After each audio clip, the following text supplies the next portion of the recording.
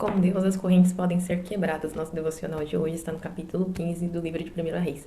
Na sequência dos episódios ocorridos, da sucessão de reinos e tronos levantados após Salomão, nós observamos que, após então o reinado de Roboão e sua morte, Abias assume o reinado de Judá, reinando por 3 anos, seguindo os mesmos caminhos de seu pai até sua morte. E essa cadeia de maldades, ela se avança ao decorrer das gerações.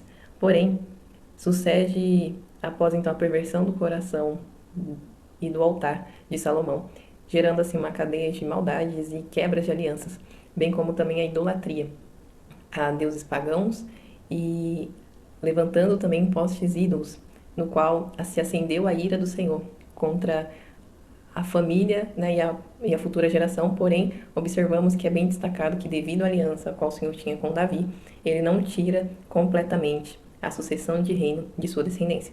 Porém, observamos que a quebra de aliança de Salomão e a perversão do seu coração, bem como a entrega a outros deuses e o levantar de altares estranhos, isso gera uma sucessão de cadeias espirituais, políticas, e acende ainda mais a maldade diante do povo, levando a práticas abomináveis aos olhos de Deus. Mas é destacado que começa essa quebra de idolatria em Asa, filho de Abias, que é destacado nos versos 11 e 13, que nos diz: Asa fez o que era reto aos olhos do Senhor, como Davi, o seu pai. Asa pertencia à descendência de Davi, e ele, levantado de forma diferente dos seus antecessores, ele agora começa a transformar, a fazer a diferença, derrubando altares a deuses pagãos e idolatrias cultuais e morais, diante do povo. E diante disso, nós vemos que ele faz o que é bom aos olhos do Senhor e traz à luz como podemos quebrar as correntes do mal, aquilo que nos aprisiona em nossos corações. Porque o maior aprisionamento, muitas das vezes, não é o físico, mas é o interior, onde não é com a mão que se retira, mas é só onde o Senhor alcança. E aqui nós vemos que, em decorrência do mal e a corrente do pecado, em Jeroboão estava 18º ano de seu reinado, diante do povo de Israel, conhecido como o Reino do Norte.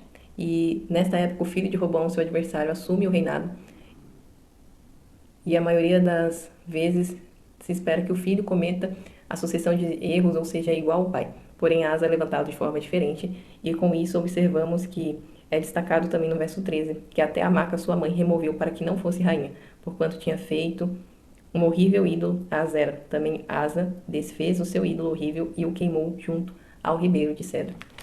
Diante disso, vemos que ele retira a rainha mãe, ou seja, destrona, que era idólatra de Azera, e Azera que representava uma deusa da fertilidade da antiga religião cananeia. E ele destrói então altares estranhos a deuses pagãos, destruindo postes ídolos, e dessa forma Asa passa a fazer coisas boas e retas, seguindo o caminho do Senhor, que eram agradáveis. E diante disso observamos que o Senhor deseja levantar uma geração diferente, que faça a diferença, que liberte cativos, que salve os oprimidos, que compartilhe do amor, da graça, da bondade do seu reino e a verdade da sua palavra, que leve ao caminho correto, pois a própria palavra diz que ensine a criança o caminho o qual se deve andar, para que, quando for velho, não se desvie dele, mas que seja encontrado. Que hoje nós possamos voltar ao caminho. Muitas das vezes nós mudamos as rotas, tentando se desviar, tentando fugir da graça, da bondade, da misericórdia, mas sabemos que as promessas do Senhor e a vontade do Senhor é boa, perfeita e agradável.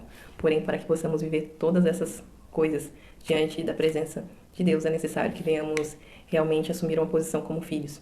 E assim como Asa, também destronar ídolos levantados em nosso coração, em nosso intelecto, aquilo que nós temos colocado no lugar do Senhor, esquecendo do nosso primeiro amor.